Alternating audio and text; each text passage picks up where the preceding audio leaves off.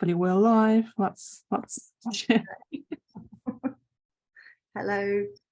Hi everyone. If you tuned in and we can see us, please say hello.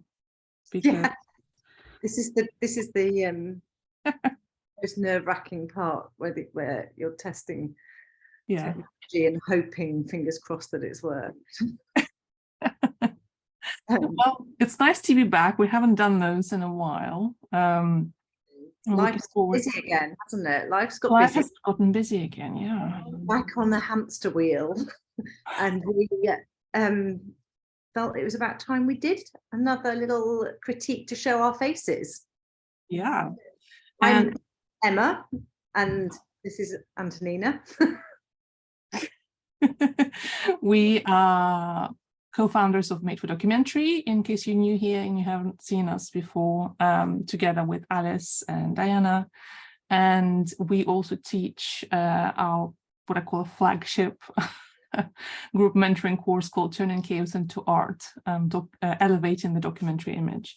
And it's something that we came up with to really help photographers move beyond sort of capturing just simple candidates, which is fairly easy when you get started, to move on to more intentional, complex, multi-layered, or sometimes simple, but sort of almost multi-layered images where the viewer can read more into them than kind of what meets the eye, and just really deliver either for them personally, for their personal album, or for their clients. And we've had lots, we've had how many cohorts, Emma? I have lost track.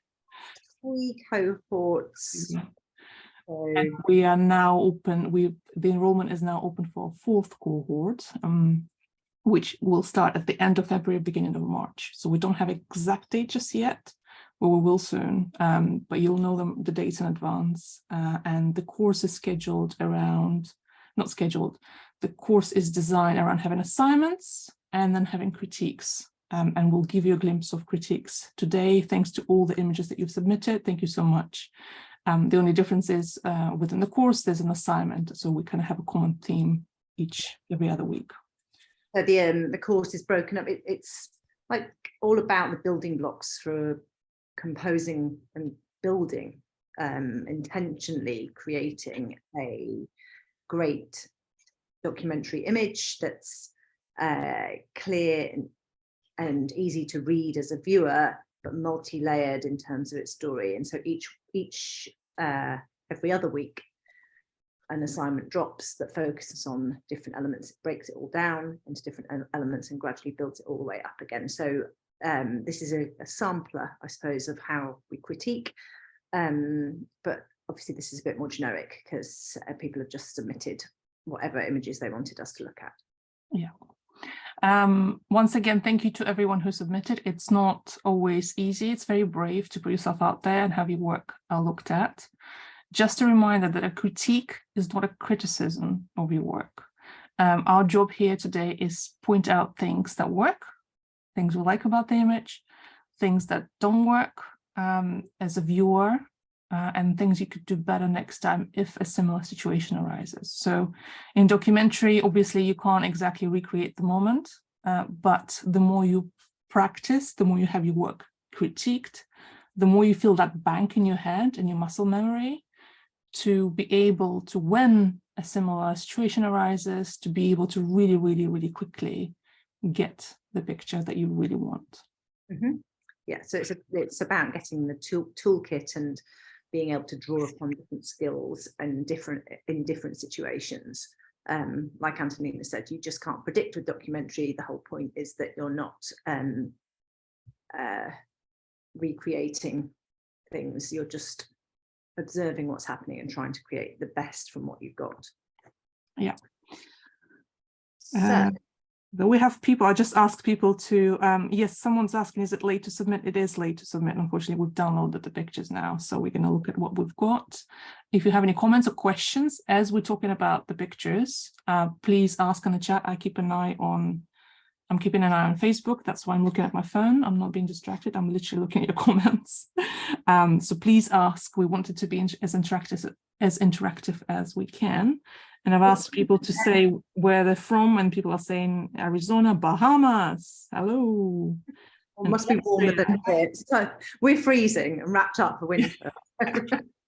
And hi, Jessie. We have some of our alumni tuning in as well. Hi, Jessie. And Sarah, I think, is watching as well. So hi, everyone. And if you want to like comment on anything you see or ask questions again, please feel free. I was going to say, if you have missed the deadline for submitting images, we do these sporadically. So keep your eyes open in the group because it will happen again. At some point, yeah, we just can't promise when. Okay, Lisbon, Ventura, Canada or California? I don't know. I'm not up on my North American geography. Me neither. I'm laughing. I have no idea. Yeah. So shall I share my screen? Okay. So we won't be able to go through all of them, all of the pictures, because there have been lots submitted. We picked a few that we kind of thought, try to pick one each, but for each of the person that submitted, but we'll get through as many as we can. We have about 2 hours. Some images warrant a lengthy discussion, some maybe just a quick comment. Basically, we'll see how we get on. Yeah. So these are all, so there's quite a few. So we're just going to launch in and go from the top to the bottom. Yep. Let's go. And if we're discussing your picture, oh, by the way, if you're watching on replay, and you have questions, go to our group, Facebook group, and just ask them, you said this thing. I don't understand or disagree or whatever. Just keep a discussion going. Yeah. If you do that, though, please put the image that you're talking about, so everyone knows what we're talking about. Yeah. Right. Okay. So I got drawn to this image because of the moment it depicts. The mom clearly just finished feeding the baby, and I think it's a familiar scene to all moms. And it's clearly, we don't know the name of the photographer, but they clearly were drawn to this particular moment. It's quite tender, I think. It's really sweet. It's a I quite like about it. It's a very quiet moment and tender, as you said, but it's a very subtle nod to breastfeeding as well, which I think is quite nice. Any mother who's done this knows the feeling of getting yourself ready and back again, and and I quite like that it's anonymous. So they've, the photographer has cropped out the faces of the baby and the mom, and that kind of makes it universal in a way. Because really, the moment that I'm looking at is this, where the mum's hands are readdressing her shirt, which is sort of instantly recognizable. I would just talking about anonymous, I feel like it should be slightly further in, because you've got this tiny little bit of nose here on the baby showing, which is just a bit of it's distracting my eye in this bottom corner. So we talk about edges a lot. You'll hear us talk about edges all the time, so being really, really mindful of where you crop your image. So initially it's maybe you sort of notice something after you've taken a picture, oh, I should have cropped in more, and gradually you become better at doing it. Look how clean the edges are all the way around here. There's nothing distracting. It's clean and clear, but here it's just this little tiny kind of blob, and even the armpit as well, where it's really cut right where the armpit is. If you take that away, it's at the moment it's just making me look here rather than this sort of moment where the baby's sort of laying back and the mum's redressing herself, and that just cleans it up. It's funny how your eye will straight away go to any distracting extra elements that shouldn't be there, instead of focusing on what's important. So be really mindful of that. Straight away from looking down here, as soon as you take that off, your eye's drawn right to the middle where you want it to be. It's lovely, the clothes she's wearing are very talk of that time, but even like the hairband here, it's a mum thing to have that ready to tie your hair back. Just love the gentle position of her hands as well. I also quite like the angle it's taken at, so it's not straight on. There's a bit of dynamism to the image because of the angle. I think one thing I maybe would change is it's quite blown out in the background. And it's sort of maybe doesn't need to be, although maybe it does. So the shutter speed is 1 Shutter or speed. 200, and then maybe it was quite, no, ISO could go higher. And shutter speed can then go faster. The shutter speed doesn't need to be that fast, 'cause it's not a fast moment. It's fine, yeah. But what I'm looking at is it like how dark or how light it was. It looks to me that it was quite a bright room. Yeah. So you could have balanced it a bit better and not blow out the background quite as much. But it's not super distracting. I don't know what the rest of the room is decorated, but it's like a white cover, so there's going to be light bouncing around. Yeah. It's a sweet look at breastfeeding and the whole process that mums go through. It's sweet. Yeah. Do you want to go to the next one? So this one we were drawn to the colour, actually. It's really good use of a sort of limited colour palette. You've got these sort of pinks on this side and then the yellows on that side. It's quite, although there's lots of colour, it's quite a restricted palette, which I really like. And I also like how it's filling the frame. So you've got the balloons. I think this is a really good way to shoot this, because it's limited to any other distracting colours and things around the room, and isolated the little girl playing with the balloons and the colour of the balloons and what she's wearing and what she's doing and the shape and texture of the balloons and what the shape that they're creating, and it just intensifies that because it's cropped. It's very much like a spiral, isn't it? Like if you draw a line, your eye keeps going round and round and round and round, which is what you want to do in the picture. You want the viewer to keep staring at the picture, going in circles, basically. And the edges again, talking about edges, this little dark corner up here I would get rid of, and again to try and get rid of this, I don't think you need the waist is cutting at an awkward place there, and I think that just tidies it up if you go like that. I would go even higher a bit, because there's this tie on her dress. I was wondering about that as well. Yeah, so that fills the frame even more. Can you see the difference? And it really stops you from getting distracted, and it really focuses on these sort of pinks on this side and the greens and yellows on that side, and the light's great on the face. I also love how, and I noticed this more because there's less distraction, the hair is sticking to this balloon. Yeah. I mean, another option to take this photo would be to go really close in. Emma is usually the one about talking about like really getting closer and isolating one detail, and just do maybe just the eyes, for example, in the hair rather than the whole. Yeah. Okay, let me find my drawing. Right drawing. Meet Emma's red pen. So you're right in because this sort of thing is quite interesting, isn't it? Yeah, that's the interesting thing. It's sort of, if you're kind of creating personal album or a gallery for a client, to have the difference in distance is really interesting to look at. Is that not all the photos are taken at the same distance, then it gets quite pedestrian to look at. So having opportunities where you can make different perspectives is nice. Yeah. But also, I just want to point out, I just noticed something. There's her hair on the balloon, and there's Elsa's hair, or Anna's hair. It's Elsa, isn't it? At the bottom. So that's quite nice, kind of mirroring there. Yeah. So that's also cute. You've got that nice sort of tension of the hair going that way. Yeah. Her hair kind of going up that way, and hair going that way as well, which is quite nice. So again, if you're focusing in closer, you might be able to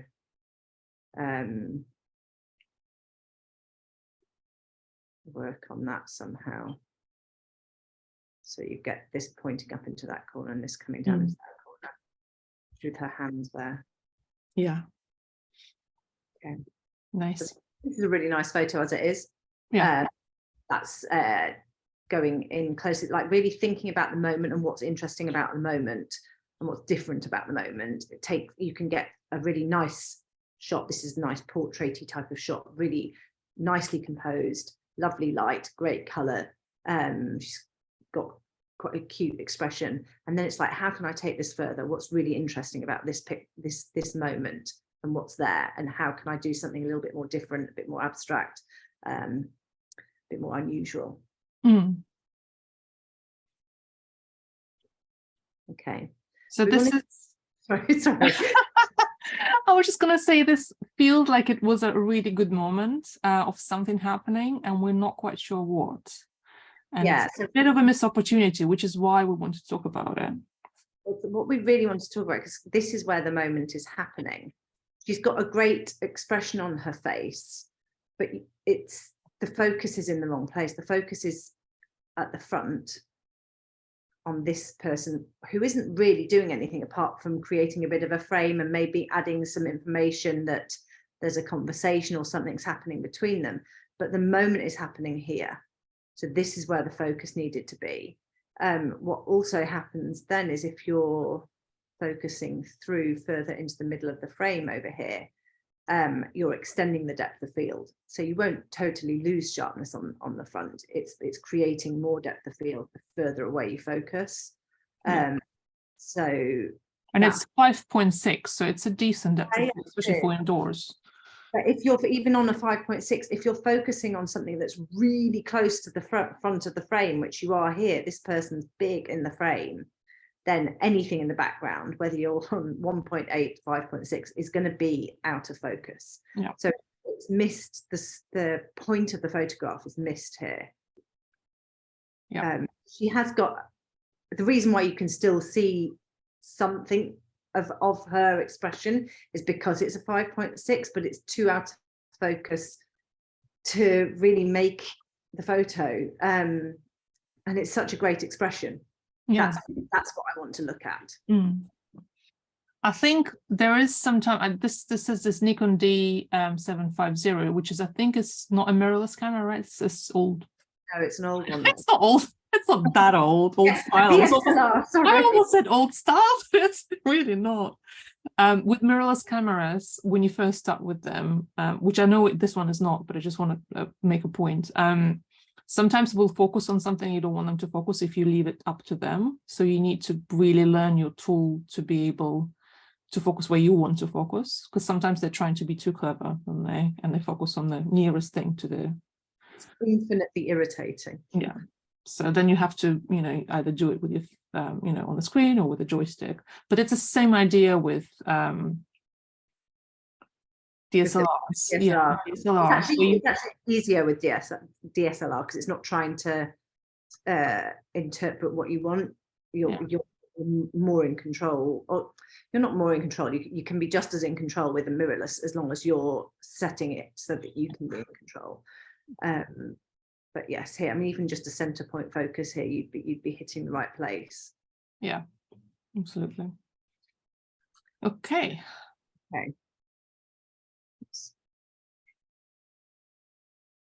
Okay.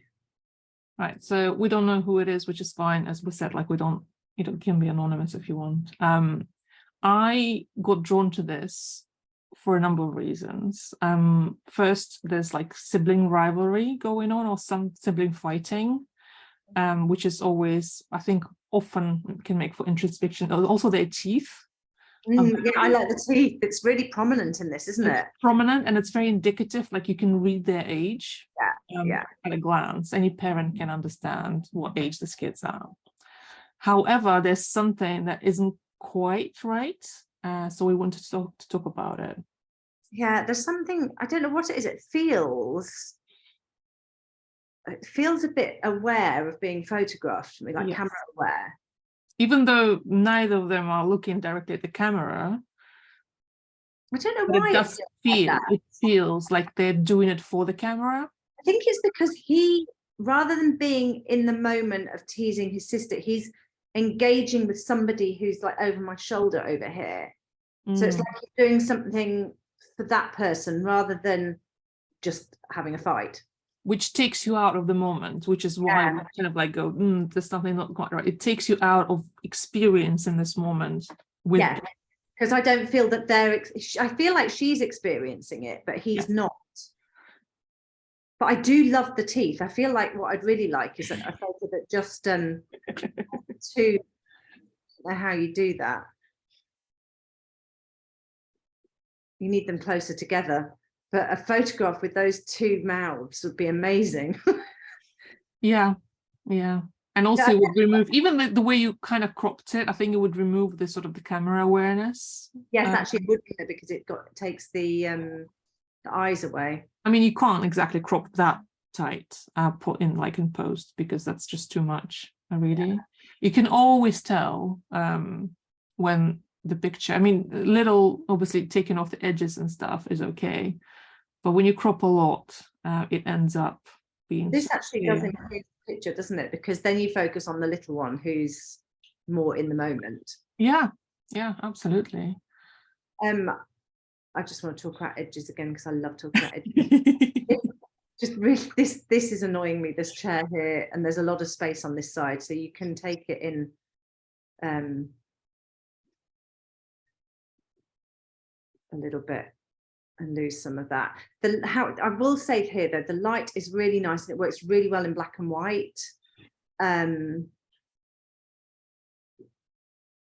Because not every photo works in black and white. You've got to be really careful that it's not, the textures don't make everything blend together so you can't read the photo. But here the light is really great on their faces and the light in the background is receding more.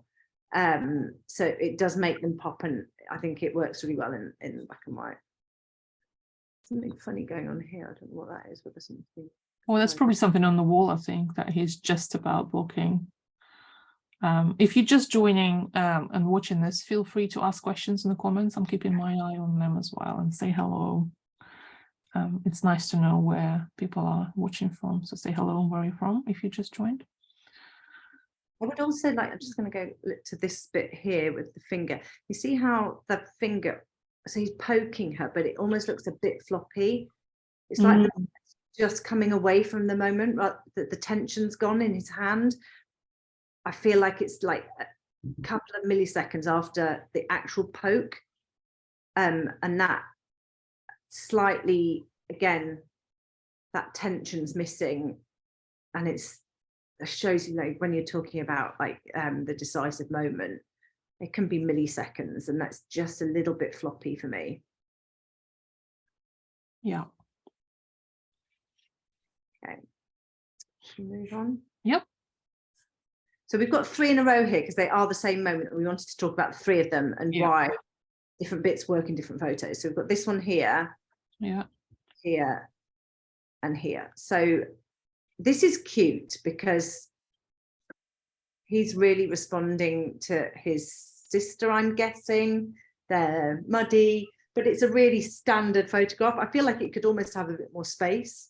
Yeah, I would just want to say, first of all, I want to say actually that the light here is gorgeous, and the colors and the mud, they will add to the kind of like it's summery mood, and kids messing with mud always is a good photo. I'm fascinated by this mud because it's so thick, it looks like tar, and they're really, you know, being allowed to just mess around and she's in a white dress, it's going everywhere. I love that.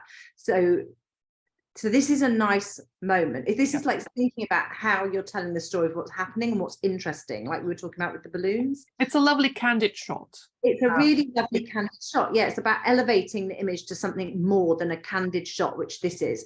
I think in this particular moment, I would either have gone a bit further in and lost the girl altogether and focused a little bit more on the fact that she's drawing on his head and his hands are in. So more, let me just draw. Because she's not really in the picture that much anyway. Not enough in the picture, I don't think. But but what she's doing is he's really laughing at his big sister there. And you can tell she's older, he's looking upwards. And that just makes it a little bit more interesting. Or make it a little bit more environmental so you can see where they are in the garden and so where they're horizontal. If they've got mud like in other places, I don't know. But this is more of a candid moment. Then you've got this one. This one it's funny because it's so great what they're doing. They're covered in mud and they're playing in the mud. And this isn't telling that story at all. I'm not sure what's happening here, because I'm drawn to the fact that she's got blood on her, but I don't know why she's kissing the ball. Oh, they're playing hide and seek. I think this picture, actually, this is the case for showing a wider scene. So we can't see the settings for this shot, but it's clearly very, very shallow aperture because there's a tiny sliver of focus. Little slither of focus here. What I might have done actually is photographed from behind the girl. Yeah. Because I included her like this towards the wall. Exactly. Because I'm imagining her, if you're looking at her from behind, she's going to be making a really interesting shape because she's got her hands up. And it would then maybe look more like she might be playing hide and seek. I'm really not sure what she's doing, because I thought she might be looking through a hole in the fence, but it's a brick wall, I think, so she can't be. She has her eyes closed. But the other thing I just want to say about the shallow depth of field, this looks like it's on about, I don't know, 1.8 or something. It looks really shallow. So you're losing any of the information, but most importantly, you're losing, it's so shallow. You're losing the detail on her arm, which is part of the important story. It's focused on her hair and her face, which is correct, but you've lost the detail here. Which is an important detail, really. Important. But this, in terms of what they're doing in the garden, I don't feel like it's really showing that. Another, if she was up like that as well, you could have gone into that shape and you'd see the mud on her arms. Yeah. And she's wearing like a white dress, which I think it needs to be included in the picture. I think it's funny. Yeah, you can include the mess of the garden. So because it's outside, it's clearly a sunny day. There's absolutely no reason to shoot at a very shallow depth of field. We talk a lot about it. It's so exciting. It's really exciting when you first get.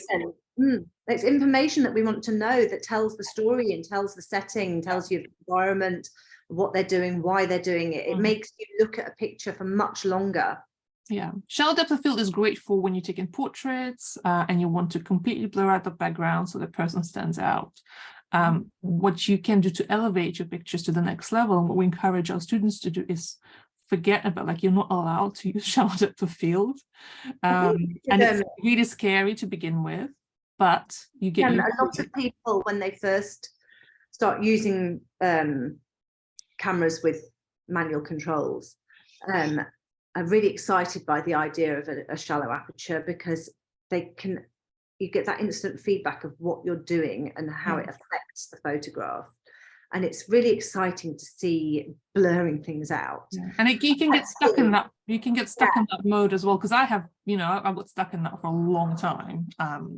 Even as I was working as a professional photographer, it's not easy to unlearn that, because it is scary, because suddenly you can see everything. You can have to be so much more mindful of what you're including and what you're excluding from the frame. A big thing of the course that we teach together is about knowing how to incorporate all of those details and still make it a beautiful photograph. I think you can rely on depth of field and shallow depth of field to blur out anything you're not sure about. It's like, oh my God, I don't know how to deal with this. I'll blur it out and then it won't look messy. But actually, it's a dangerous tool. Even with portraits, it's like, don't go down to that shallowest bit, because you lose the nose, and you've lost the arm because it's so shallow. Okay, let's go on to the next one, which is the same moment.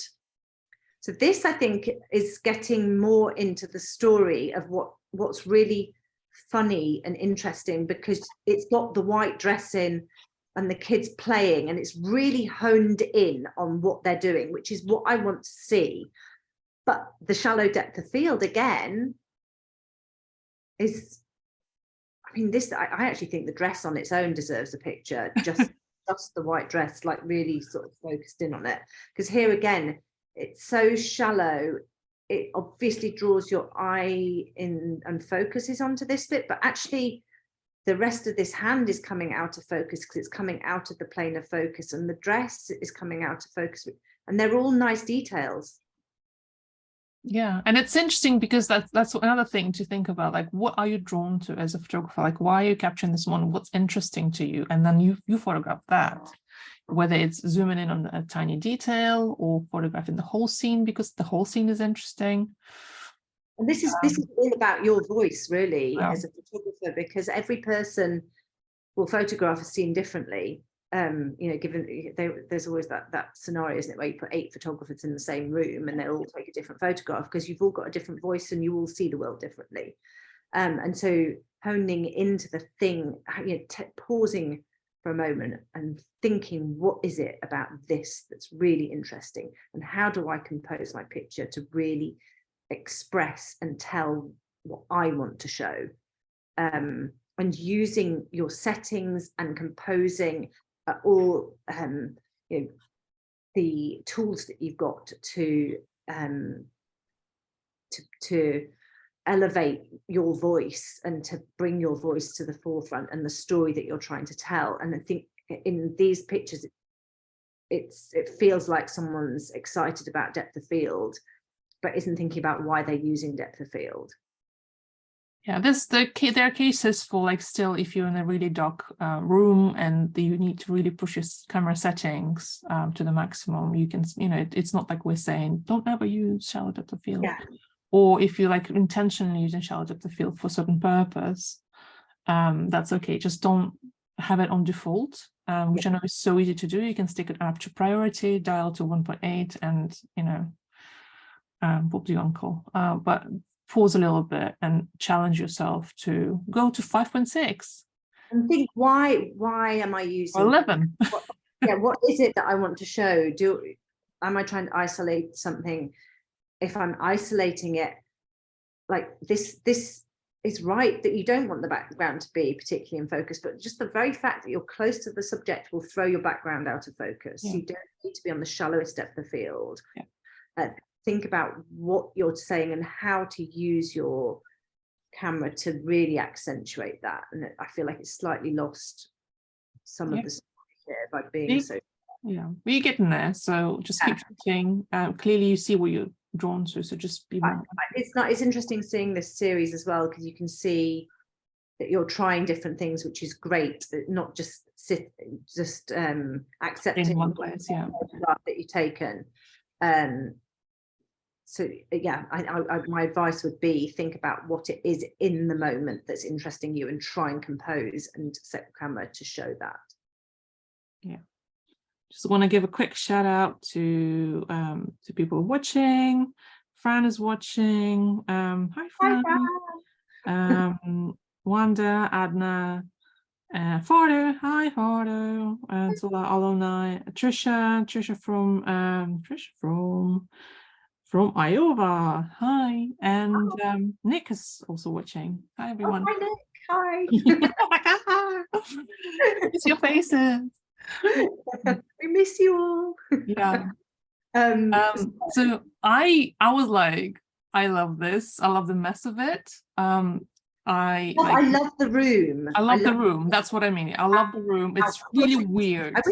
I think I would rather not see this set of drawers on this side, although it's nicely lined up with these, like the drawer handles going at the side. I think I would feel more like I'm really completely enveloped in the mess. Yeah, it's a really busy walk-in wardrobe, I assume, or like the end of a bedroom. But what makes it for me is the inflatable, because it really doesn't belong in there. Why is it there? And that's a weird things in the wrong place make something interesting to look at, don't they? Because it does make you think, why? And it makes you look to try and find the answer. And in fact, you see the inflatable long before you see the children here. So something about this, I really like the setting of the room and the busyness of it. And I think what I want from this picture is it to be in color. I think so. I assume the inflatable is a really funky colors, as inflatables often are, like neon, you know, yellow, white, red, and then it will clash against the more muted palette of the clothes, which is the whole point.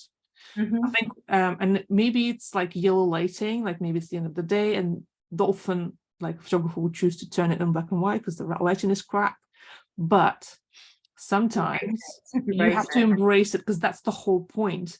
It's the end of the day, it's a dark wardrobe with like muted clothing, and then there's a random unicorn thing in there which is bright and doesn't fit, and that clash is what makes the picture. So I think it would have worked much better in black and white, or sorry, in color rather than black and white. I think, you know, lighting's a funny thing as well. You know, it's you hear so much about the golden hour and trying to find beautiful light. I think you have to kind of slightly reframe, because you should be able to take a beautiful photograph whenever you want, because things are happening all the time.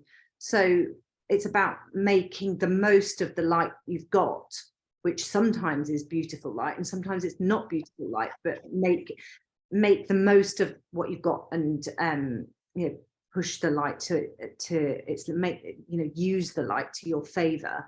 And if it, like what Anthony was just saying, if it is dark, embrace the darkness, because when you're looking at a picture, you kind of know it was supposed to be dark, or it's giving you more information about the moment, the time of day, time of year. Yeah. Sometimes the light can really help inform you of what a little bit more, those sort of intangible things that you can't really show necessarily, like temperature and stuff. So yeah, I think trimming this photo to here really focuses in on the mess. Color, I think, would be great.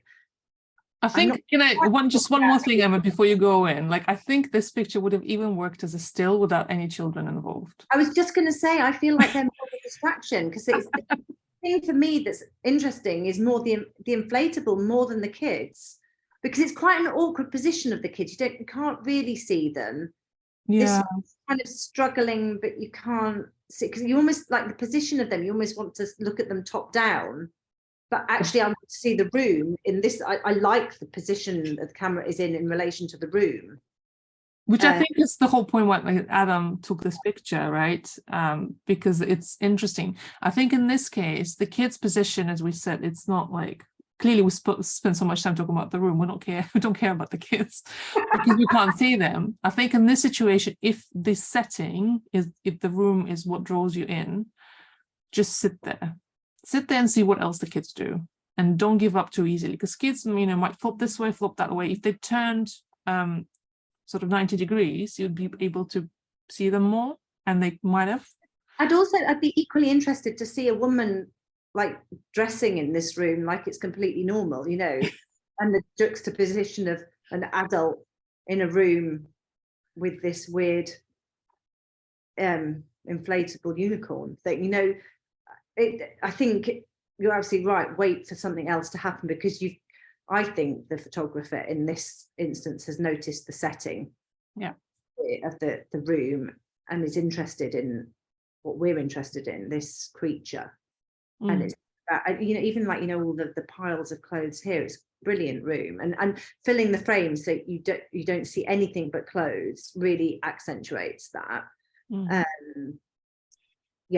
Wait and see. But I totally agree. I would like to see it in color, because I think that would also accentuate the fact that it's really, really full and densely populated with stuff. And this is a big enough. This is basically the subject of the photo of the unicorn. Yeah, definitely. And it's because it's actually quite a big, clear area, because it's just the plastic. It stands out against the background, which is really busy. And I think in color, clearly this is much brighter than the background. It would still stand out. Yeah. I need to see that busyness up. Yeah, I really like the setting of this. Okay. Next. Okay, so this is super cute. I love this picture. I love the trampoline hair. I love how it's taken. I love the black and white tones in this, and I love that he's peeing, or they are peeing themselves. Yeah, it's really cute. The chubby legs and needing the toilet. Yeah. The only thing that I'm slightly I don't know. Is it a portrait? Maybe it's a portrait. I'm slightly distracted by the fact that they're engaging with the camera. Okay, I know. I know what it is. I know what it is. So if it was a portrait, I needed to be higher. I needed to be eye level, not shoot from below. It's slightly from below, this one. And his eyes are looking down at the Yeah. camera today. So you could take the same picture, just higher, and then it's a really cute when they, staring right in the camera. That's a beautiful portrait of a kid about to be himself on a trampoline. Then as well, because they'd be looking up more, you'd get some more light in the eyes. At the moment, because they're looking down, the bright, that little tiny bead of light isn't there in the eyes. But it's so, I mean, it's such a cute moment. I think in this case, you actually could have just photographed from neck down. This bit here. Yeah. Potentially. Would have been still, we would still read it. We could still be able to read it. Yeah. Or tell a story that, like, maybe they're so distracted by, when kids, they want to carry on playing, they don't want to leave the game because they want to play, and they have naturally ingrained FOMO, don't they? They'd rather wait until the last possible moment and maybe too late to go to the toilet. So I'd kind of like, this is a gorgeous, would be gorgeous, and it's funny portrait, but I would love to see that as well. I don't know whether there's other kids playing, and it's like they'd rather, or they're looking at some big kids playing, and like, where they, how children might really look up to other kids, and they don't, they want to be like the big kids. And maybe he just desperately wants to stay and watch and play, and doesn't go to the toilet. And you could maybe expand this from a portrait into a story. Or maybe there's other kids playing and completely ignoring this child. I just realized there's another thing. The child is slightly off center, which that's really distracting me. I feel like it just needs to crop slightly from this side. So you either want to place the person or the subject dead center, or on the thirds. So there are thirds for that. See, that's already so much nicer. Just a tiny bit off center, which is really it just bothers you. It just like you can't quite tell, because I couldn't tell straight away, and the more I looked at it, I was like, oh, that's what it is. It's trying to get it higher. The hair, because there's a dark background, you really see this amazing trampoline hair, especially because the hair's short. It's really cute. Again, that's another detail. You could go right in close on that. You could go close on the needing the toilet, close on the trampoline hair, tell the story of them wanting to stay outside playing rather than going to the toilet. There's loads of things you could do with a moment like this. Yeah, but like, also good point, Emma, about the hair being against a dark background. That's how you need to be watchful everywhere, just to everyone. You always need to be watchful about what's in the background and how you can make sure that things are visible, because if this was against the sky, we would have lost that detail, and then maybe in that case it would make more sense to just focus on the hands, because the hair wouldn't have read quite so well. Okay. Yep. Okay. So chickens, animals, always nice. It looks like it's I don't know, is it a farm? Was it a home chicken thing? And the kids are busy in close proximity to the chickens, which I think makes for like a lovely opportunity to take a shot. Yeah, I think in this shot, I'd be really interested to see it in color, because I feel like the chickens are getting a bit, there's so much going on. Like we talked about a picture earlier that was really clear and worked well in black and white. You've got to be really careful about putting images in black and white, because some people really specialize in it and know how to take photos in black and white. Or you can switch your camera settings that you're just photographing in black and white, so you can really see textures and light and dark. Not everything works. I think sometimes there's a temptation to transfer things into black and white because it might save an image. If you're new to photography, it feels neater than having lots of different colors, and it might, a little bit like using depth of field to hide stuff. Black and white can hide things that you don't know. I mean, sometimes it does work really well. Sometimes a picture is black and white, but it's just not it shouldn't be a default technique to save. The other thing about this, I don't feel like that bar is adding to the story. Yeah, it takes a lot of real estate and it doesn't do anything. Space. So if you just, yeah, that's a lot better already. Can you see? Because again, our eye is going straight to that bar at the top because it's quite prominent, and it's not adding a layer of it's not adding a layer of story or detail. It's not really framing it. It's too out of focus or too close to it to know what it is and why it's shot that way. I'm assuming you're this side of a gate or something, because if you were the other side, you'd be too close to what you want to photograph, and you've gone low so that you can see the kids, because if you're higher up, this bar would be in the way. But I don't think you need the bar to, doesn't feel like it's adding anything. And this bit on this side as well. It's not, in fact, actually now in black and white, it's not. It reads a lot better. It's a lot better. Yeah. I mean, it's always difficult to photograph in a tiny space when there's like not a lot of room for maneuvering and you can't exactly maybe change your positions. I wonder if in this case, first of all, just to go back to the color thing, I think that the children here are wearing quite bright clothes.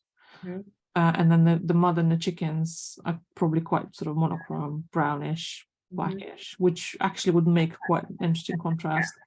But I think maybe the picture is from above on their hands, really, because then you can focus on the mud. A bit like we were talking about with the series, that with the mud, just that we had a couple of pictures ago. This is a nice picture to explain very straightforwardly what is happening. And then it's, how do I take this further and make it interesting? Yeah. And make it different. So you can go, this is what is happening. I've done it. Now, how can I capture how it feels like? You know, how it feels like. Can I capture it so it feels like I'm right there feeding the chickens with the children?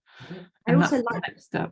The chickens have all got their heads down with their bottoms up in the air, and I think it might be something you could do with that.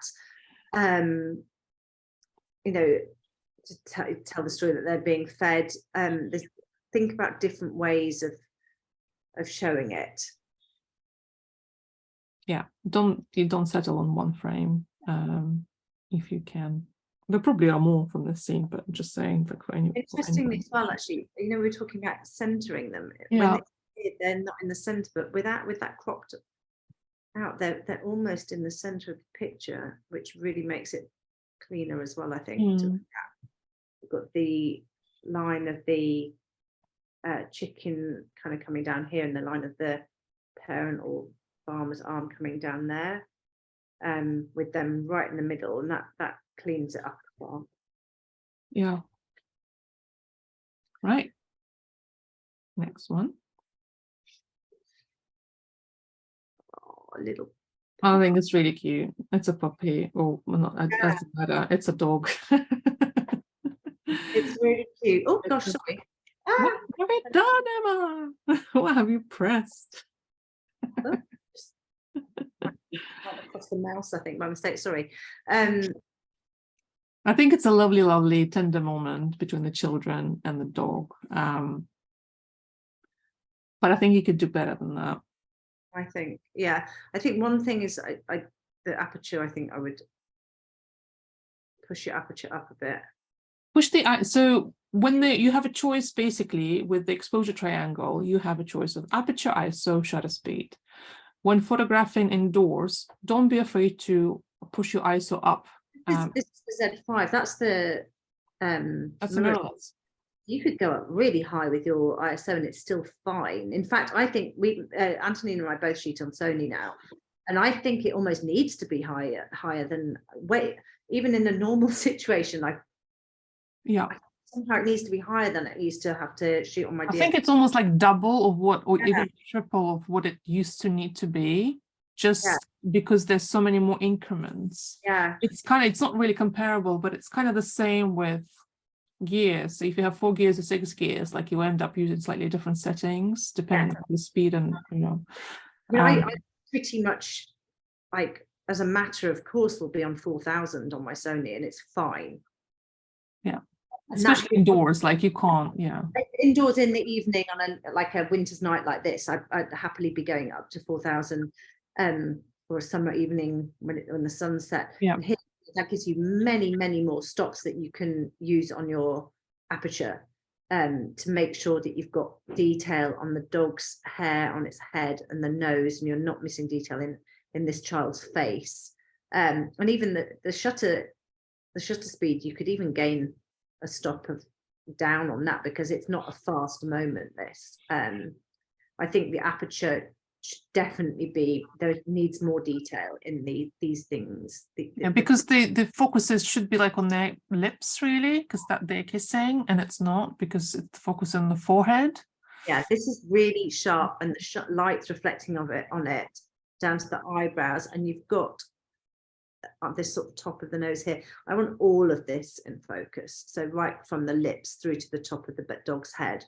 You could also do I think you could do a vertical with this, and oops, hold on. I mean, I do like the other child looking. I really like the other child, but it also works like this, I think. Yeah. I wanted to really focus in on that moment. Because it's kind of, I feel like the picture's very weighted to this top corner. That's true. And this is central, so it feels quite heavy on that side, because there's not much going on over here, but you don't want to take much off here. The hand is in a nice position. You can't lose much from the dog. Or maybe like in the moment, if you, again, it comes with practice, and it comes with practice and looking at your pictures and getting feedback, and we keep going on and about it. Once you've heard it enough times, you will instinctively do it in the field when you're shooting, and that maybe you saw that picture and you know which way to turn, so you maybe turn slightly that way, so you can remove all the dead space on one side and include more. Yes, that's true. Yeah, moving yourself slightly, like on an angle, would help. Even if it's a super fast moment, like the more you practice, the more you think about what you're doing, the more instinctively it comes. It's a fraction of a second then to make that decision. It is so cute. I mean, the look of this child's face is so sweet. I know. Yeah, I think you could probably bring the brightness. The dog is really, I think there's probably spotlights, and it's like shining right on the white dog. White haired dog. I think you can just bring that down slightly, just brush over this. This is lovely. I think it's a beautiful portrait of the old man, and really, I really like how it's composed. I love that incorporating that painting above the fireplace. I love mirroring. Genius. It's really, really well spotted that there's an old man that looks kind of like this man, but looking in the opposite direction. It's really lovely. Tender. The only thing that is bothering me is that this is really big at the bottom, this arm down here, but I love the composition up here with I'm usually really careful about bright things on the side of the picture, of the side of the frame, but there's a balance with this window and this window here, and the square shapes with the square photo and the square of the fireplace. I feel like that all works quite nicely, but this is heavy down here and taking up a lot of real estate as well. It's taking up almost a third of the picture, so I don't know, you lose any of it.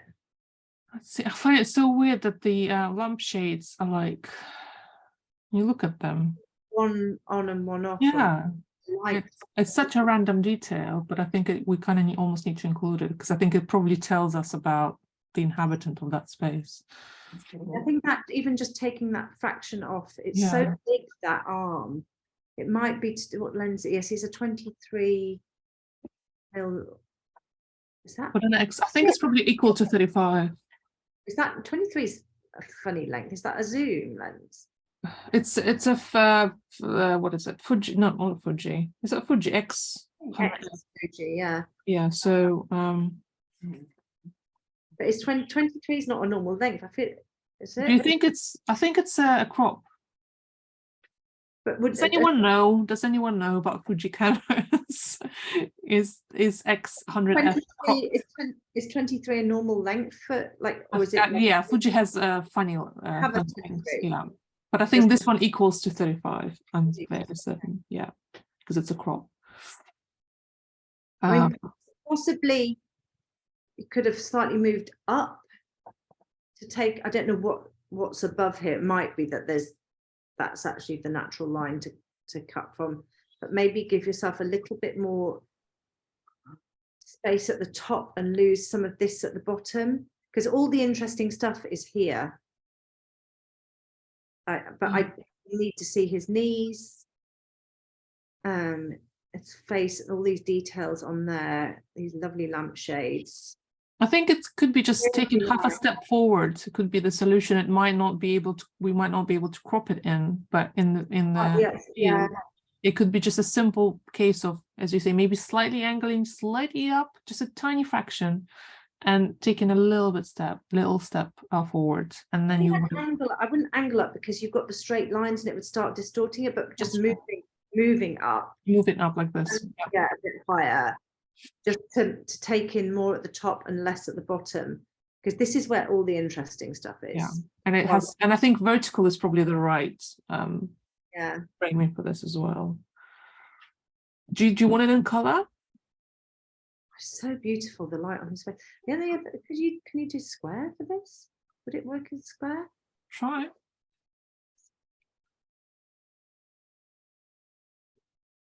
No.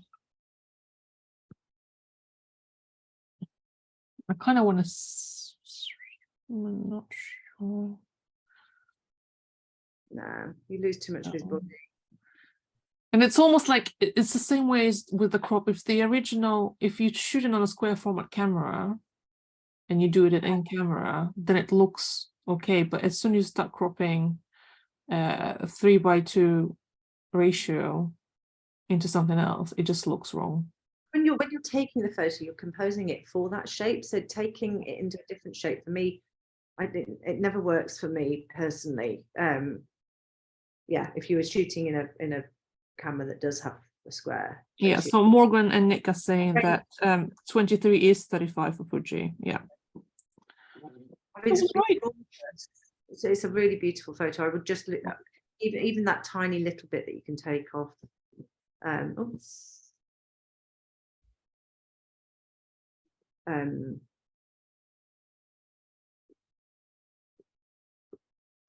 Just that fraction makes a difference. Yeah, sometimes it's tiny things that make all the difference. And I think I would try it in color, and I would love to see it in color, because I think it's wooden paneling. It looks like a kind of like almost an outbuilding or a summer house or something. I don't know, or like a very old house. I think we might be interesting. Is it an aquarium? It just dawned on me. Sorry? Is it an aquarium on the left-hand side, or is it a window? No, it's a window. It's a window. It looks like tree branches. Yeah. Like branches. Yeah, and it's a really, really lovely photograph. I love it. Yeah. Okay. Okay. So, do we want to talk about two pictures together? So can I just say about this one really quickly before you switch back, that I really like the moment with the little girl. I love the way she flops onto her mum. But what's taking me out of this is that the mum is camera aware and not posing for the camera, but smiling for the camera. Yeah. What I want is her to be experiencing the moment of her daughter. I'm assuming her daughter, just the way that the little girl's flopping and melting into her makes me think it's a mum and daughter. I want her to, I almost want her to have her eyes closed and like sort of soaking in that moment of her daughter just melting onto her. Or like doing something completely different, like talking on the phone could be a funny thing. Not looking at the camera, not looking at the camera. And also just like little, like the edges, we talk about edges a lot. the hand is cropped, and that you need to be a little bit further back to incorporate. Yeah, it's really hard when you crop hands, because you can't, it looks like, so if we now try and save it on the hand, like it looks like she doesn't have a hand. Because you can't take you can't trim it, because that then takes her to More stuff out, yeah. this, which is uncomfortable as well. And actually the toe here is really close to the edge. The whole thing needs shifting that way, and that, like, you need to be stepping back a little bit to incorporate all the hand, and because you're about the right height of the head, and then you're too close on this side and this side, and too far away on this side, so it's imbalanced there. But yeah, for me, it's like, it's all about the way that the daughter's completely melting onto her mum, and it's that hand is so flopped so beautifully. like, you know, that she's pressing her body like a banana against the mum. Gorgeous, I love that, but I'm taken out of it by this smile. Yeah. And we have a similar picture by someone else. Compare it to this one, where it's a similar idea. This, I mean, this is gorgeous, like her. This is another black and white that works really beautifully as a black and white, but here it's really focused on the way the child is melting into the parent, and how in this one the parent isn't engaging with the camera, so you're really focusing on that beautiful feeling of the heaviness of a child just being safe with you. And I love that. I can feel, it takes, my kids are older now, but it takes me back to when my kids were little, and when they the weight of them when they're asleep and they're resting on you and they're safe and they're comfortable. It's beautiful. I love the little toes. Well, can I just point it out? Oh, this is my favorite bit here. And I love the knee. The only thing is that I feel like I need this finger. Again, it's the same thing as in the previous picture, where, you know, part of the hand is cropped. Or It kind of like, it's better to bleed, like, maybe we don't particularly encourage cropping in post if you can help it, but it's better to be able to crop in I post. find it less rather than- distracting like this, because then you don't get that little dark patch. Yep. Absolutely. That, because you've got the dark patch there, I want to see the rest of the hand. If you take it there, It looks almost intentional. oh, it's beautiful, really lovely. Do you want to then take it off from the, because there's a bit of gap between the knee and the, like, there's a bit of space. Can we take it off that side and maybe crop mom's eye to make it Take the eye out, okay. Yeah, and so it's really about the kid. I'm actually going to bring it down because I want to see this torn. Oh yeah, but then the crop in as well on the knee, so it goes to right to the edge, like completely, like half the knee or something like that, if you can. And then lower, see if it works. It might not work. Yeah. Her nose is going to be in a bit of a funny position. Yeah.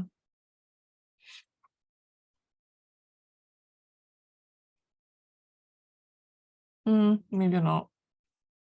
I think I preferred it when Yeah. she's looking at the camera, is she? No. And I like to be able to see. Yeah, I think this just getting rid of that tiny little bit of black makes a huge difference. Yeah. I also like how the child is wearing a coat but is barefoot. Yeah. It's really beautiful. It's and well spotted. It's that what we've been talking about a lot, where you could have taken a picture where you've got the whole of the mum in, but actually what's lovely is the way that the girl, boy, I'm not sure, the child is just completely comfortable and safe and relaxed. And by taking the mum to the edge of the frame, you're really focusing in on how that little child is feeling. I mean, the trampoline in the background gives us some sort of clue as to what is happening or what the setting is. I think that's quite a nice detail, actually.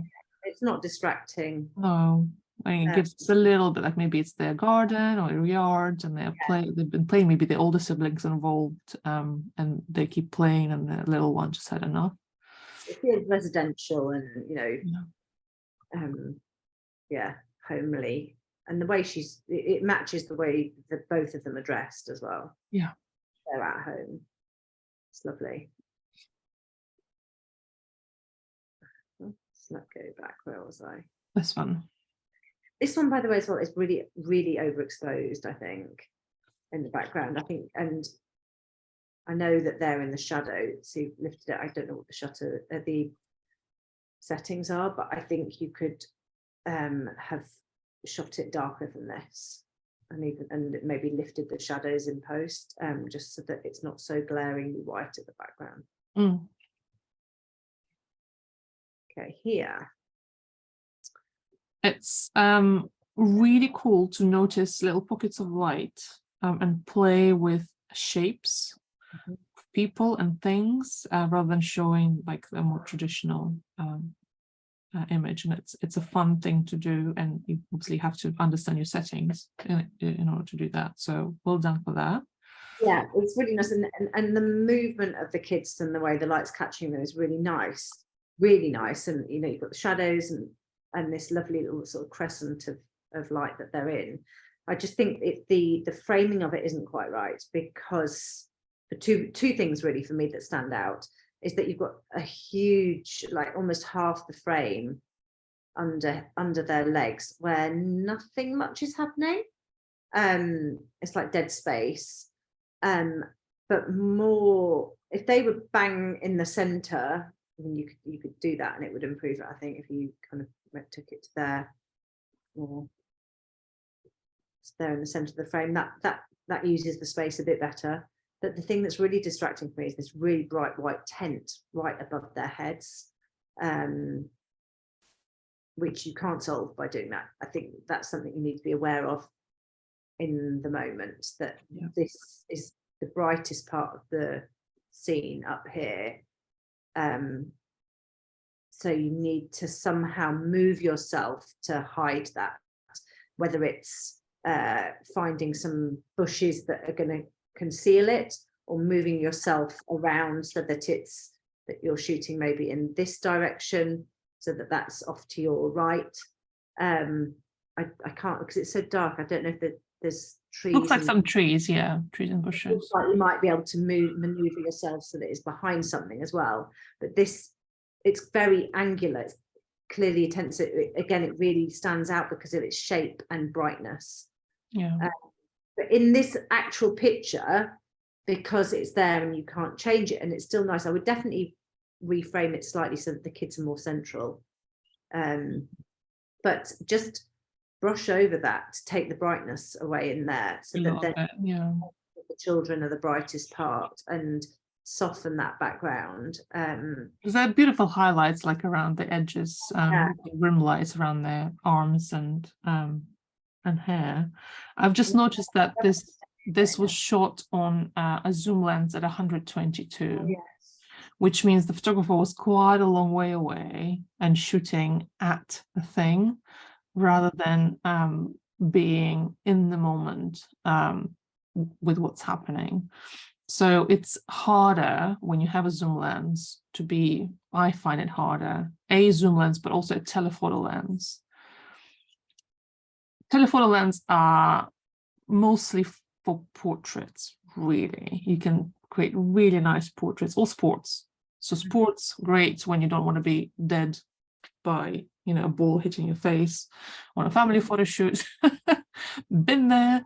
That's when it's great to have a long lens so you can step away and capture the action. But otherwise, we always recommend having at least a 50, ideally 35, so you are closer to the action, and that enables you to maneuver more and notice your composition more and be more intentional about it. Just the matter, just by having a much wider angle lens, if you were standing in this position with a 50 or a 35, there'd be tiny specks in the distance because it's such a distance. So it makes you have to physically take yourself closer to what's happening. So then when you're looking at the picture as a viewer, it's a much more immersive feeling to look at a picture. If the photographer has had to be closer to take it. It translates directly into what it feels like when you're looking at it. And I think as well, because obviously you're getting compression because of this lens length, which in a way will be bringing this tent closer. So if you were this distance from these kids with a 35, the tent would be quite far away. It would also possibly solve your problem of it being too prominent. Another thing I wanted to say in terms of moving yourself. So in documentary, we encourage people to capture what's in front of them rather than moving things. And the way to remove something from the picture is by moving yourself. So either it is out of the frame or it's hidden behind something. So it makes you think, which I think is a very good exercise. It makes you really think on your feet and you're not lazy then. And I personally find it really helpful. Same with like using a prime lens. I find that if I have a zoom on, I'm a lazy photographer. Plus there's a lot more decisions to take. Which length am I using? Like, what am I doing? Whereas when you have a fixed length, it makes you think, it makes you move. And then ultimately, I think makes you a better photographer. There are uses for zooms, like if you're out and about and you can't change the zoom easily. And I know people who really use zoom successfully. But I think if you may be kind of starting or in the early stages, force yourself. Even if you don't have to buy a fixed length lens, just tape your zoom and don't allow yourself to move it. And that's it. Yeah. I think I feel like the contrast has been really exaggerated in post here. I think it could actually be something. Yeah, possibly. It's definitely, I think some of the stuff is brought up in the post. And I also think the girls are not particularly in focus, actually, just now that I'm looking at it. I feel like the focus is about here, just after this gravel is not in focus here.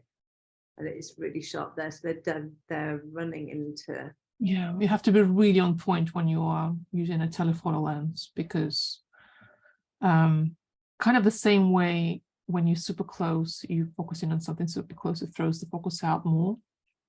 It's sort of the same with the telephoto. If you miss it, you really miss it. Yeah. Okay.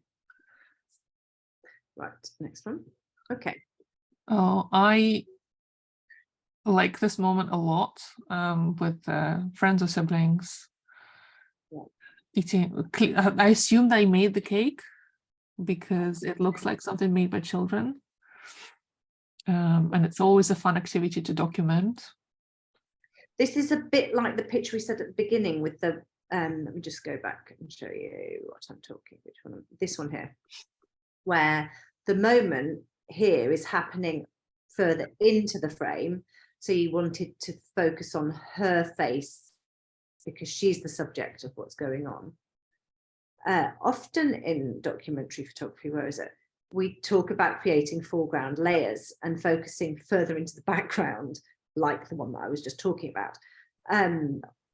But here, they've focused further into the cake. I don't feel like where the focus is like the cake, this crystal, I know it's like a plastic bag.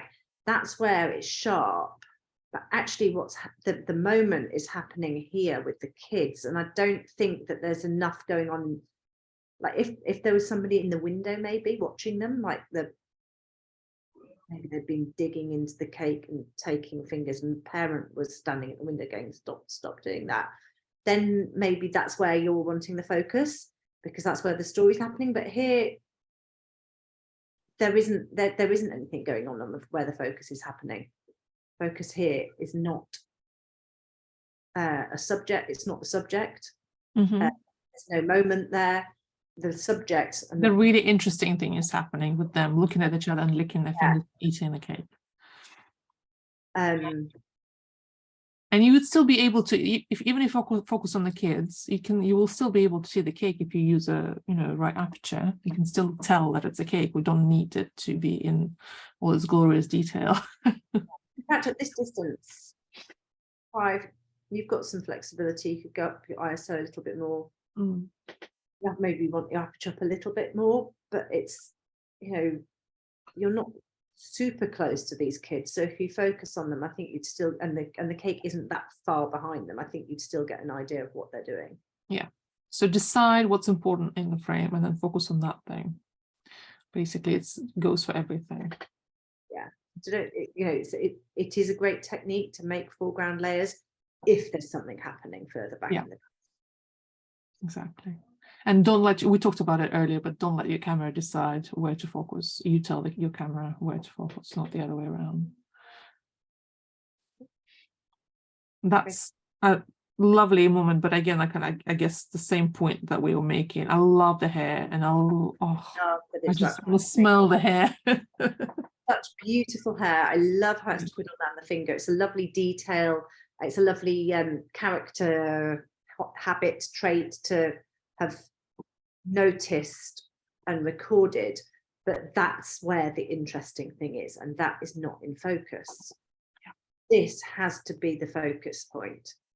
That has to be sharp, and you could crop in a lot tighter on this. It not post when you're taking it, because you don't need this. I don't know, that curl at the back's lovely. That curl is gorgeous. But, you know, it's all about the hair and the finger. So get really close, really immerse yourself in what's interesting, because all of this is just blur. None of it adding anything. You know, and also again that's distracting. You don't want to see it. But once again, if you go in close, don't be afraid to up your aperture. It doesn't have to be 1.8. You can literally be at 6.3 and get close and focus, and then you have more chance of things you want to be in focus to actually be in focus. When you're going in close, your aperture has to be higher, because the very fact that you're close to something and focusing on something that's really near to the camera will be throwing everything out. You're losing all that depth of field because you're so close to the subject. So even if you're on like F9, the background will be blurred, but anything that's far away will be blurred because you're so close to the thing that you're focusing on. But then you miss the focus. So that's like, you won't accidentally be just a hair off when then it's like not working. Yes, because if you're this close and like here, the focus is on the hair, you want it to be here. And you can miss it by a fact. If you're using something like a 2.8, you could be focused on this little bit of the hair instead of the finger. And especially because this is a very fast, well, it's not like split second fast, but it's quite quick moment. So you don't want to be fuffing with the focus, like trying to pinpoint exactly. I want to see the fact that this hair is digging into the surface. It's wrapped around tightly around the finger. This, you know, the position of the hair. It's such an it's beautifully observed. It's beautifully observed moment. Yeah, it's really beautiful. The tiny bit of fingertip at the top, but I can't see the detail in it. It's such a lovely thing to have noticed. I mean, if this is your child, do it again. Yeah, because they will probably be doing it again. Yeah, it's clearly a habit. I would imagine it's a habit, and it's lovely. Yeah. Okay. So I think it's like another one of those, like the focus just isn't where it needs to be. This is where you're trying. It's a more successful attempt. More successful, yes. I think it's quite interesting to include several people and a dog. So there's 4 characters. There's foreground, and I don't mind this person being out of focus in the foreground at all. Because again, here's a great example: aperture 10. Yeah. And we still are able to read the face of the person close to the camera. That's a brilliant example of using high aperture, but it's still blurry. See, don't be afraid. It still takes you to this as the center, because it's framing it and it's blurry. Yeah. Except I don't think the dog is in focus. It's the I think it's further back, isn't it? But also there's too much up here. You know, when we talk about the static image, there's lots of space up here. It's very bright as well. So I'm being drawn up to this top of this picture. It's And actually, bright stuff always brings you yeah, on to the bright stuff. So if the bright stuff is not important, you get can't rid of the fix bright it, stuff. because if you try and fix Yeah. it, you're going to lose their I mean, you face. can lose that person on the left, I guess, because they're not really doing that much. It's also needs straightening about this picture, I think. Like that. I But probably it's better not to try and obviously fix yeah, things close this way. find it in post, but because it's so bright and there's not much going on there, that makes it more interesting. I Yeah. think. It's less distracting, that brightness. But yeah, it's not like the dog's not sharp either. Yeah, I think that's the building they got. It's the quality of the file. I don't know. Maybe, yeah, I hope it is, because then it would be I could say it's a really lovely capture. Even with the crop, I think you can sort of get away with this crop a little bit. I think I'd like, you can see that it's going in on an angle here, or maybe that's so that you can see the dog. Maybe if you come straight and you won't see the dog.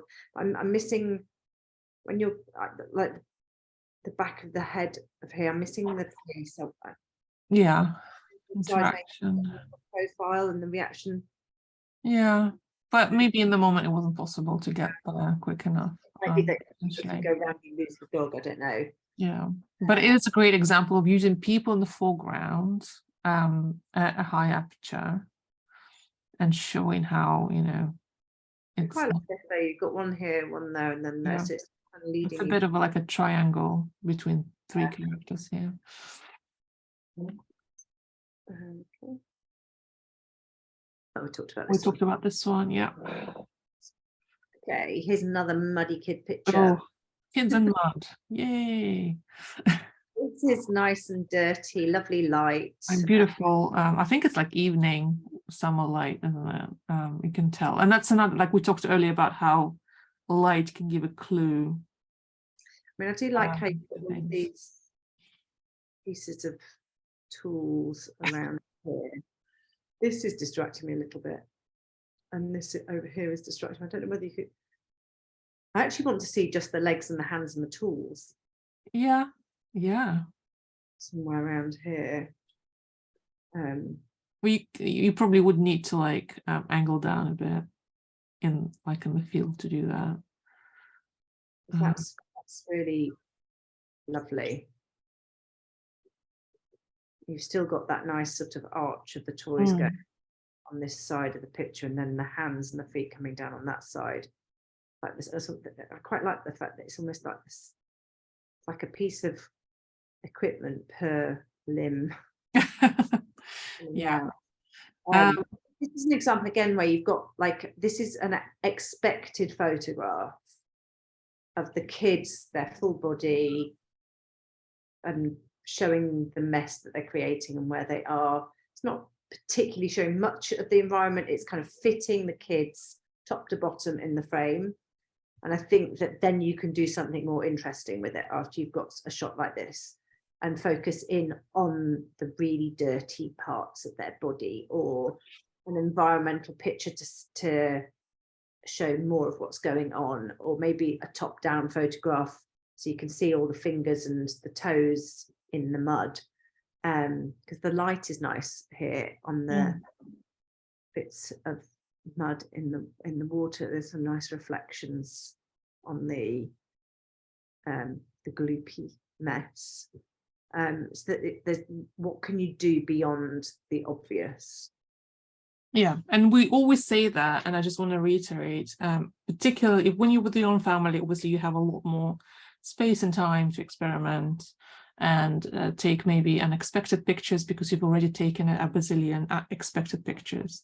If you're out with a client, obviously take a shot with the faces in, take a more expected shot, and then, as Emma just said, experiment, do better, make pictures for you, make pictures about what you're interested in, and they are the ones that will resonate with the viewers more, and you can use them in your portfolio as well. People hire you because of how, so don't be afraid of putting things into galleries because they interest you and you've got a gut reaction to it.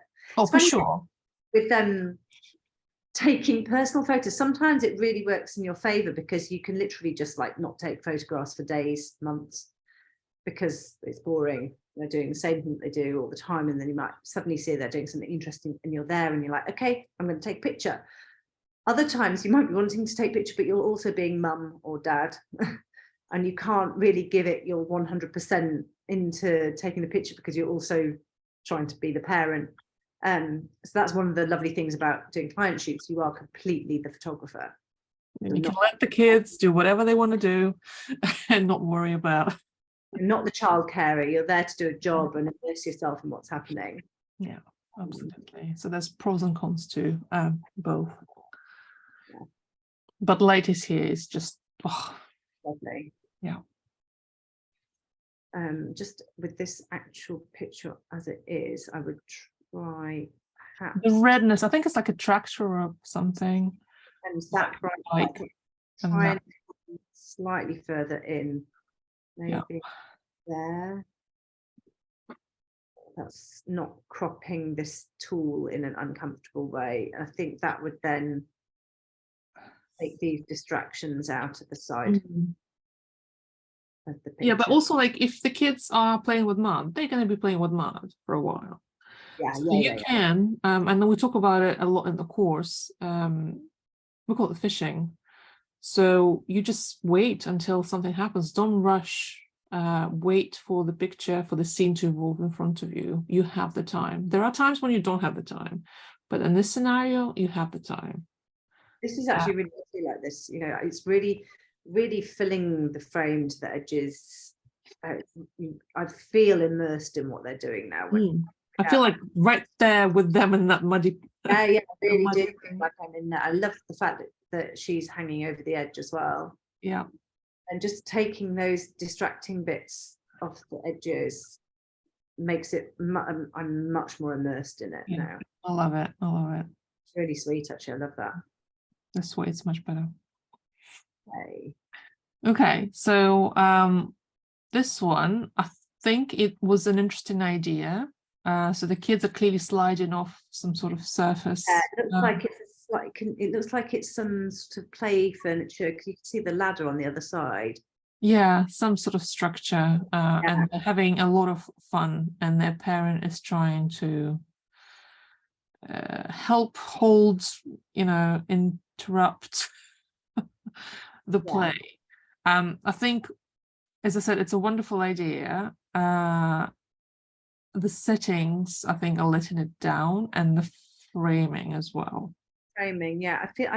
I'm trying to work out if it's the settings. It's pushed quite a lot because it's a D3500. So your ISO is up probably as high as you can go. Okay, it's a really old camera. Old camera, sort of entry-level camera, I think. So okay.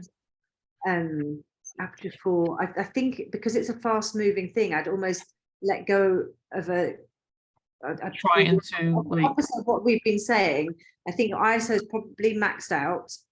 I would take your aperture a little bit low so you can get a bit faster shutter speed, because this is a fast moment, and I think that's probably more important unless you're going to use slow shutter speed.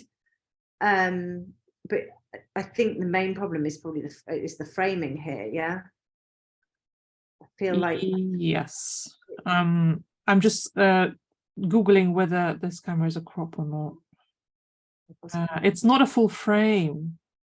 Okay, so this is like having a 50, because a small space is so difficult because you don't have much space. I mean, here it's angled, you're angling down on the kids, but it's cropping out their limbs as they're falling down. I feel like you want to be over the draw. I don't know if I can explain where I want to be.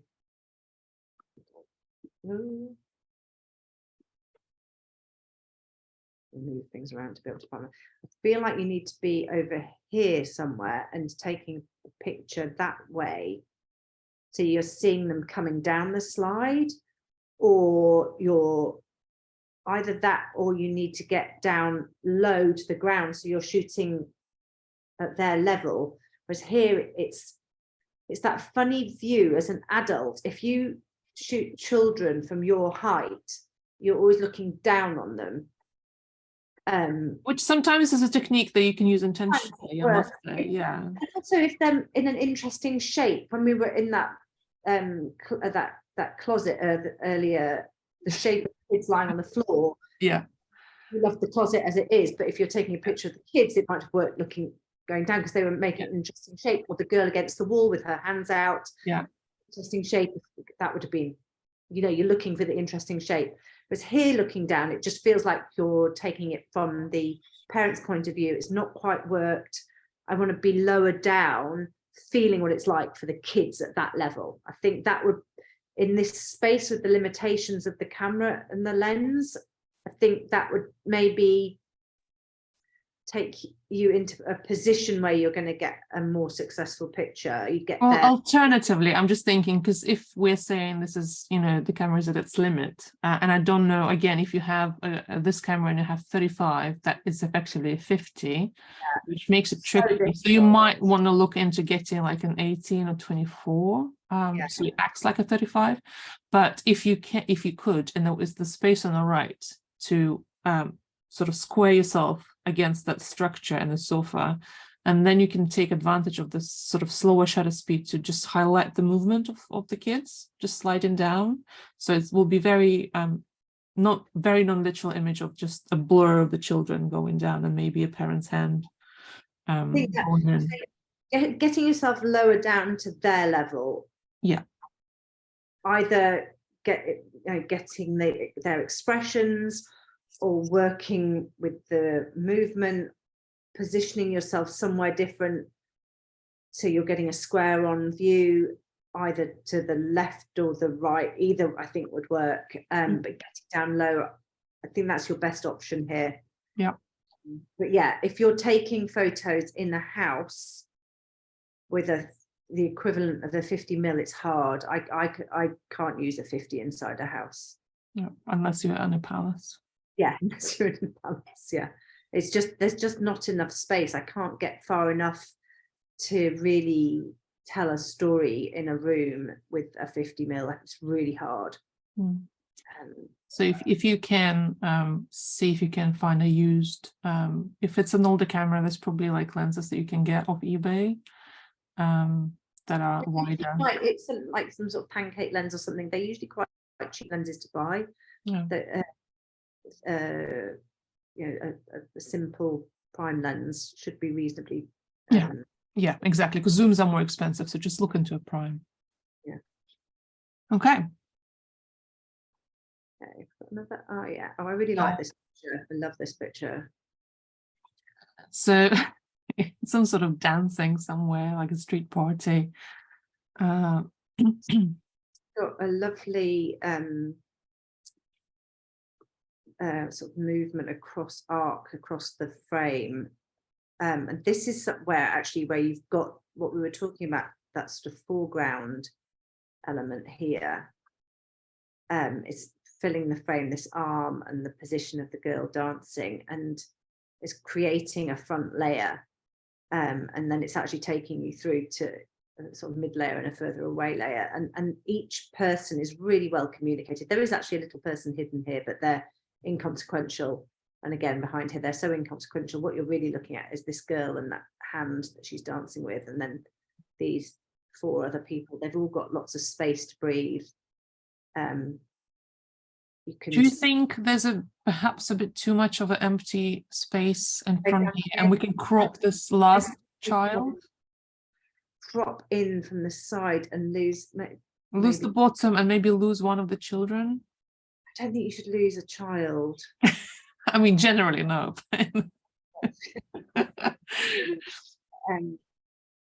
I love the hand. I do love the hand holding the girl's hand. The hands, that's amazing. But you can maybe a little bit, yeah. Just give it right to the edge.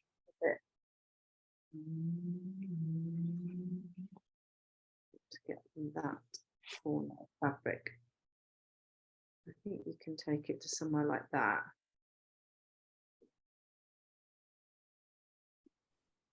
It's quite interesting because we obviously the shutter is kind of slower and they're all moving, so we can see movement in pretty much everyone, which I'm guessing is the whole point. over It's this. not super slow. It's Not 200. super slow. It's just, But because they're all moving really fast. Yeah, because the speed, they're obviously all dancing. You've got this lovely motion. Just, yeah, it accentuates that feeling of being there with them, doesn't it? Yeah, and I'm enjoying themselves, and no one's aware of the picture that's being taken. It's really lovely. The body positions of all of them are great. I particularly love this hand coming in here. On this, that in itself could be like a picture on its own almost. I love the coat spinning out and her hair spinning out. It's funny, there's like a light or a flash set up in the where the column is. So Yeah, it's sort of event. It must be an event, a wedding, or like a wedding, because there's some bunting up here as well. Mm. It's great. It's really, really nice. Hi, Lauren. Yeah, we know it's yours. Do you want to say something? What was that? What was a wedding or a party or birthday party or something?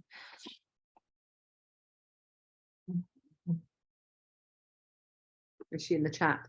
Yeah, but there's always a delay. Yeah. I used to type as well, which if you're anything like me with my sticky keyboard, it takes ages. Oh dear, it's a party, Lauren's saying. Yeah, it's really cool. Yeah, I love it. just crop it a bit.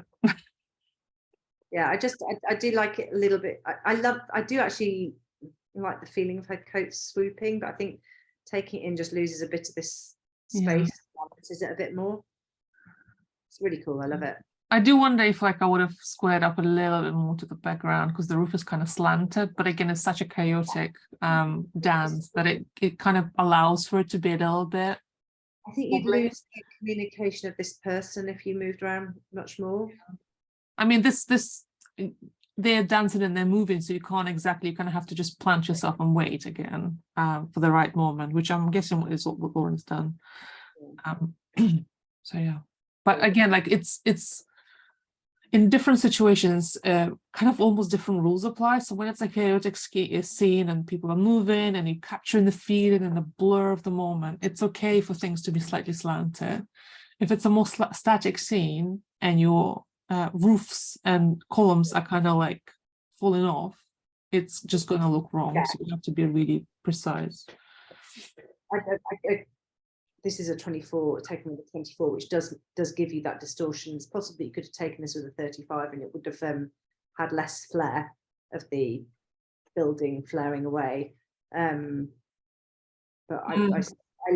I'm taken really into the moment of them dancing. So it's not, like you said, it's not a static moment, and I'm feeling that more than the setting. Yeah, Lauren is just saying I did end up cropping the boy out, couldn't decide.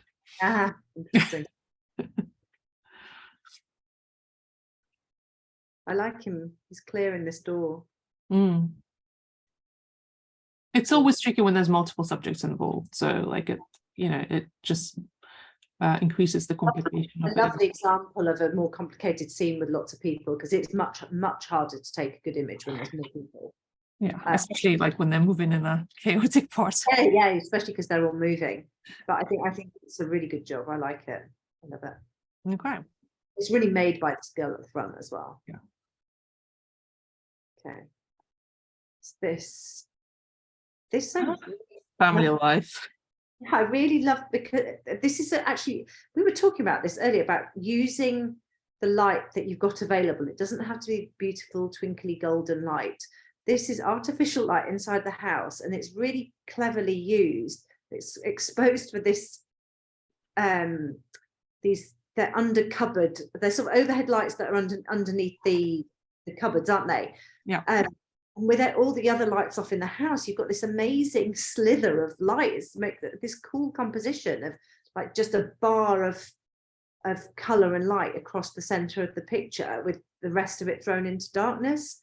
And it's another thing about, it's a really great example of this is real life. There's Tupperware balanced on more Tupperware. There's beans hanging out. There's stuff in the sink. There's the soap, there's the bottles, there's the rubber gloves, the kids sort of helping, the slow sort of helping. everything on the side that you'd expect in a normal house, but it looks so amazing because it's great light, great use of light and composition to get this sliver across the middle of the pictures. It's really nice. Yeah, I think I love all the elements, like that, as real as it gets. Like you can't get any more real than that. And again, like with documentary, sometimes things happen, sometimes things don't happen. In a critique, we can only talk about what we wished could have happened, maybe, or maybe it did happen and there's no picture of that or whatever.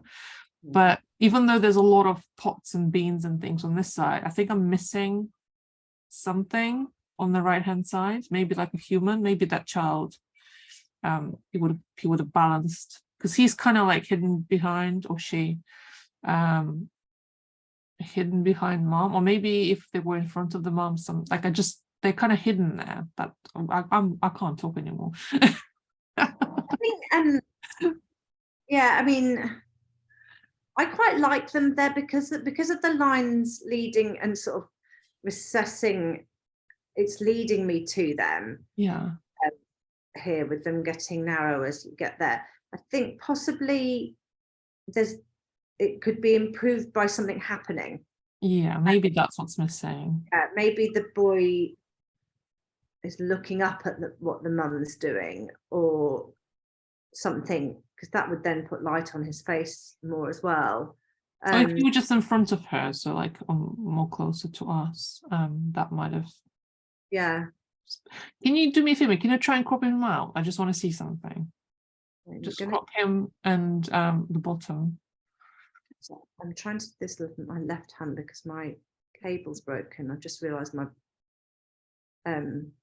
it hasn't been plugged in, so I'm just holding my cable like this. Yeah, something like that. I just want to see something.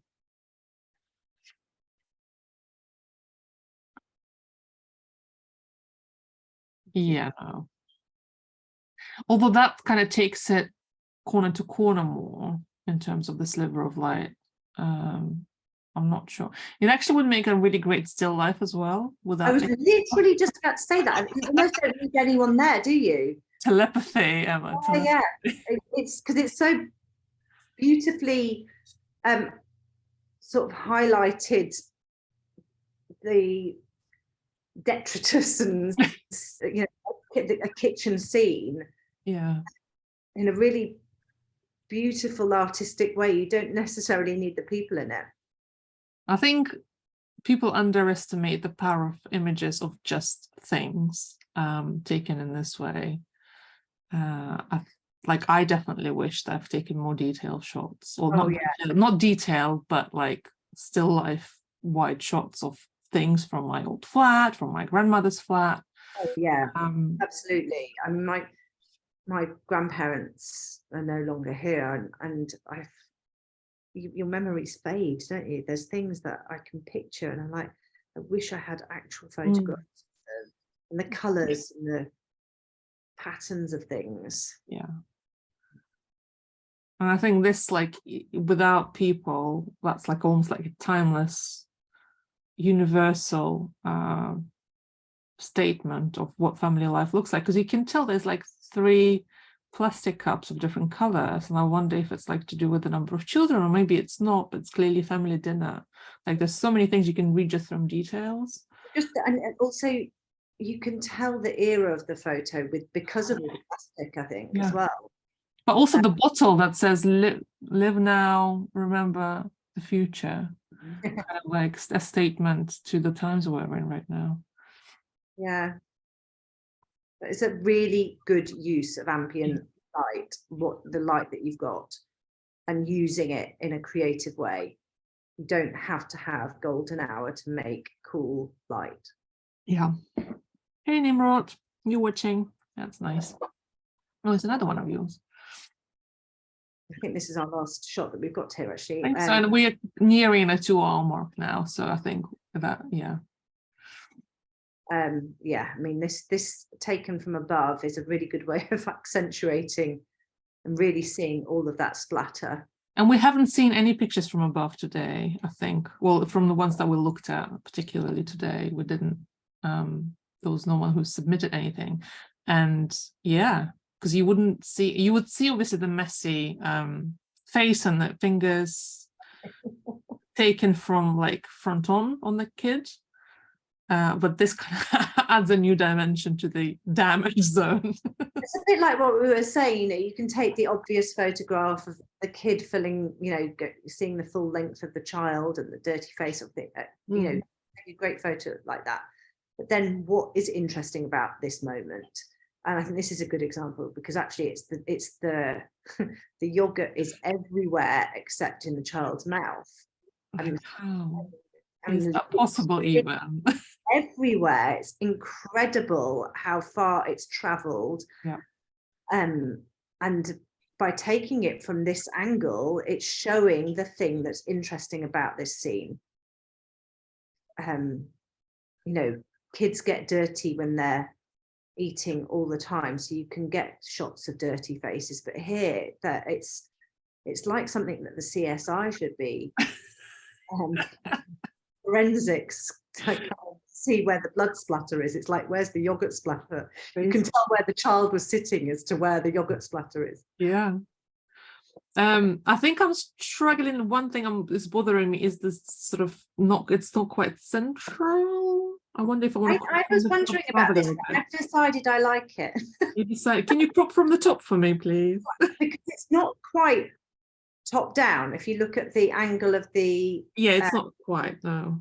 So I quite like that you've got this square of white here going off to the left, and then you've got the rug going off to the top, and you've got the splatter really going out to this side. Just crop it for me.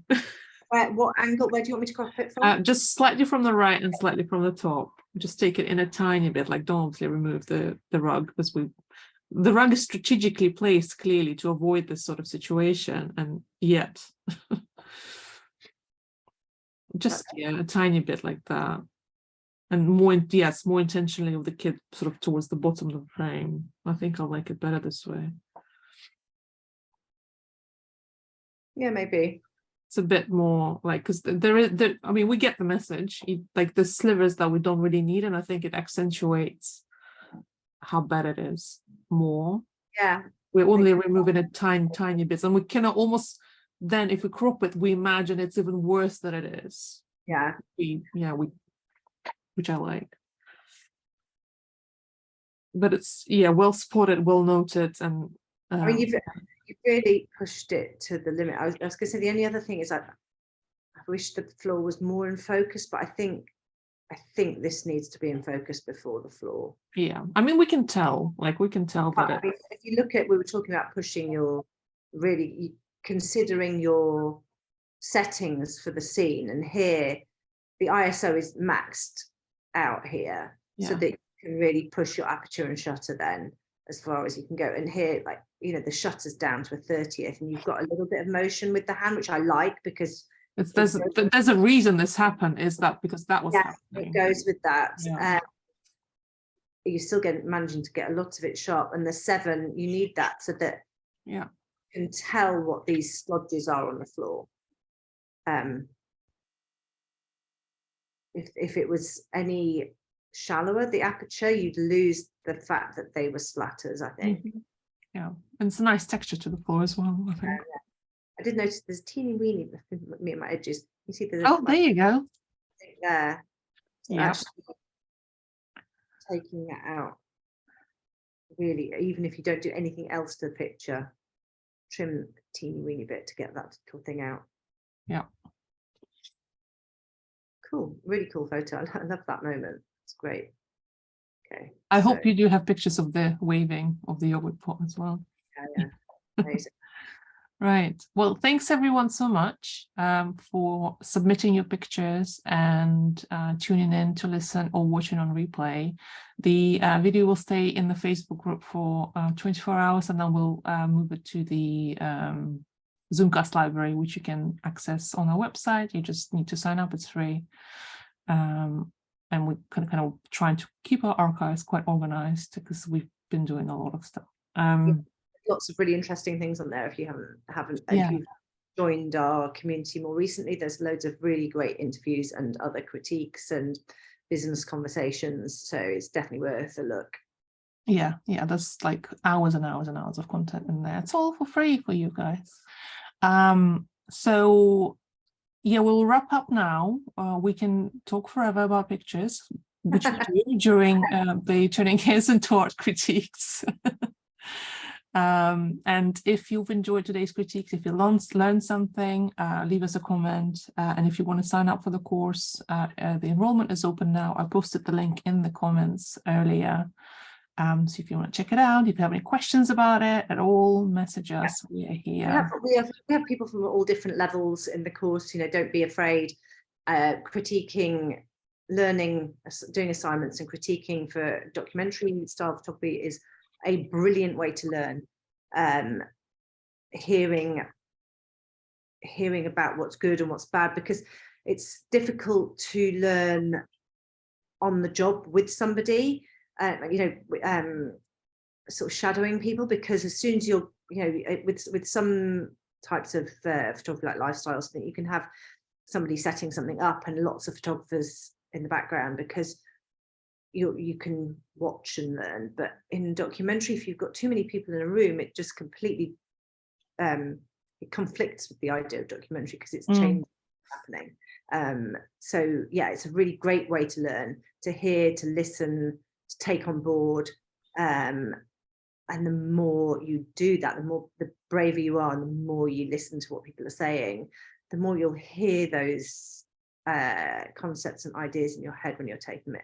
It helps refine them to sort of muscle memory, so you can just draw on things. And it's great in a group environment, because not only you're learning from your critique, and as you witnessed here, you're not only learning from what you've done, but you're learning from what other people have done. And it kind of allows you to hear us more sometimes, because we can be harsh.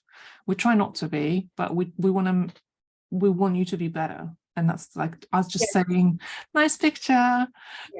It's not going to help you at all.